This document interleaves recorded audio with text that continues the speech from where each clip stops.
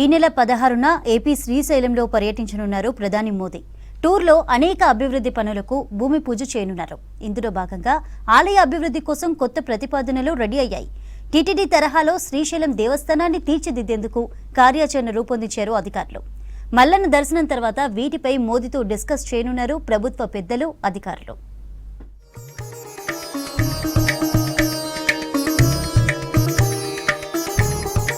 శ్రీశైలం మహాక్షేత్రం అభివృద్ధికి నూతన ప్రతిపాదనలు సిద్ధం చేశారు దేవస్థానం అధికారులు. ఈ నెల 16న ప్రధాని మోదీ శ్రీశైలం దర్శనానికి రానున్నారు. దీంతో మల్లన్న ఆలయానికి 1657 కోట్ల ఆర్థిక సహాయం చేయాలని ముఖ్యమంత్రి చంద్రబాబు, ఉప ముఖ్యమంత్రి పవన్ కళ్యాణ్ ఆధ్వర్యంలో ప్రధానిని కోరనున్నారు. కాశీ క్షేత్రంలో కాశీ విశ్వనాథ్ కారిడార్, ఉజ్జయిని మహంకాళి కారిడార్ తరహాలో శ్రీశైల క్షేత్ర కారిడార్ను అభివృద్ధి చేయడానికి నిధులు వినియోగించాలని దేవాదాయ శాఖ, దేవస్థానం అధికారులు యోచిస్తున్నారు.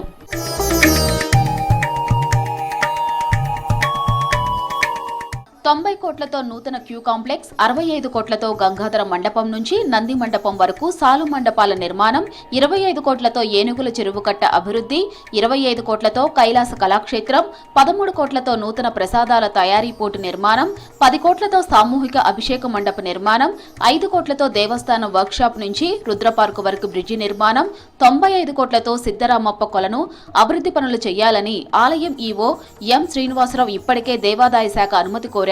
శ్రీశైల దేవస్థానం నాగార్జున సాగర్ శ్రీశైలం టైగర్ రిజర్వ్ పరిధిలో ఉండటంతో అభివృద్ధి పనులు చేయాలంటే అటవీ శాఖ నుంచి అభ్యంతరాలు వ్యక్తమవుతున్నాయి. దీంతో శ్రీశైల దేవస్థానం భూమి సమస్యను ప్రధాని దృష్టికి తీసుకెళ్లనున్నారు అధికారులు. అటవీ శాఖ అభ్యంతరాలు లేకుండా 2000 హెక్టార్ల భూమి దేవస్థానానికి చెందే విధంగా సమస్య పరిష్కరించాలని విన్నవించుకోనున్నారు.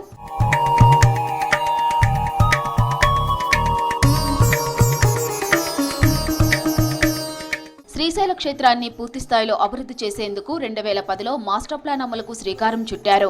అప్పట్లో 600 కోట్లతో ప్రతిపాదించగా కేవలం 200 కోట్లతో పనులు చేశారు. ముఖద్వారం నుంచి సాక్షి గణపతి ఆలయం వరకు వీరభద్ర జంక్షన్ పేరుతో 4 వరుసల రోడ్డుగా విస్తరించాలన్న ప్రతిపాదన ఉంది. అలిపిరి తరహాలో టోల్ గేట్ ఏర్పాటు చేయాలని భావిస్తున్నారు. అయితే అటవీ భూమి అవసరం కావడంతో ఆచరణ సాధ్యం కావడం లేదు. శ్రీశైలంలోని నివాసాలను సున్నిపెంటకు తరలించేందుకు 2016లో నిర్ణయం తీసుకున్నారు. శ్రీశైలాన్ని తిరుమల, సున్నిపెంటను తిరుపతి తరహాలో అభివృద్ధి చేయాలని సంకల్పించారు. శ్రీశైలం డెవలప్మెంట్ అథారిటీని ఏర్పాటు చేయాలని భావించారు. దీనికి కేంద్రం సహకారం అవసరమని యంత్రాంగం యోచిస్తోంది. సున్నిపెంటలో జలవనరుల శాఖకు చెందిన 480 ఎకరాలను శ్రీశైల దేవస్థానానికి కేటాయించారు. శ్రీశైలంలో నివసించే 3250 మంది నిరుపేదకులకు ఎన్టీఆర్ గృహాలు నిర్మించేందుకు పట్టాలు పంపిణీ చేశారు. పునరావాస ప్యాకేజ్ అమలు చేస్తే ఇళ్ల నిర్మాణానికి పేదలు ముందుకొస్తారు. సున్నిపెంటలో 70 కోట్లతో దేవస్థానం రెగ్యులర్ ఉద్యోగుల కోసం క్వార్టర్స్ నిర్మించారు. శ్రీశైలం, సున్నిపెంట మధ్య 8 కిలోమీటర్ల దూరం ఉంది. వంతెన నిర్మిస్తే 2.5 కిలోమీటర్ల దూరమే ఉంటుంది. అయితే వంతెన పనులకు 20 కోట్లు ఖర్చవుతుంది. తీగల వంతెన నిర్మిస్తే పర్యాటకుల తాకిడి కూడా పెరుగుతుందని భావిస్తున్నారు అధికారులు. అందుకు కేంద్రం చేయూతనివ్వాల్సి ఉంటుందన్నారు.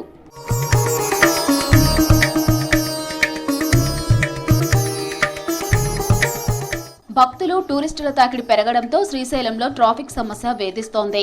శ్రీశైలం ఆనకట్ట దగ్గర నుంచి బ్రహ్మగిరి వరకు వందలాదిగా వచ్చే కార్లు, ఇతర వాహనాలు ఘాట్ రోడ్లో గంటల తరబడి ఆగిపోతున్నాయి.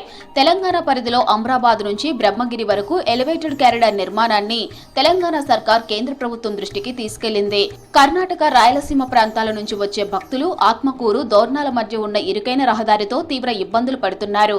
ఆత్మకూరు, దోర్నాల మధ్య నల్లమల అడవులు ఉండటంతో జాతీయ రహదారి నిర్మాణం ఊసే లేకుండా పోయింది.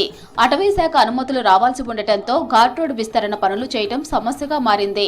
తెలంగాణ ప్రాంతం తరహాలో ఎక్కడ ఎలివేటెడ్ కారిడార్ నిర్మిస్తే ప్రయాణాలకు అసౌకర్యాలు తొలగిపోతాయని ఉమ్మడి కర్నూలు జిల్లా వాసులు అభిప్రాయపడుతున్నారు.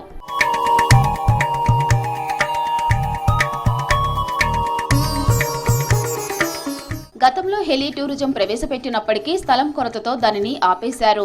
చిన్నపాటి విమానాశ్రయం ఏర్పాటు చేసినా అన్ని జ్యోతిర్లింగాలకు అనుసంధానం చేసినట్లవుతుందని భక్తులు అభిప్రాయపడుతున్నారు. వీటన్నింటికీ నిధులు మంజూరు చేయాలని పలువురు కోరుతున్నారు.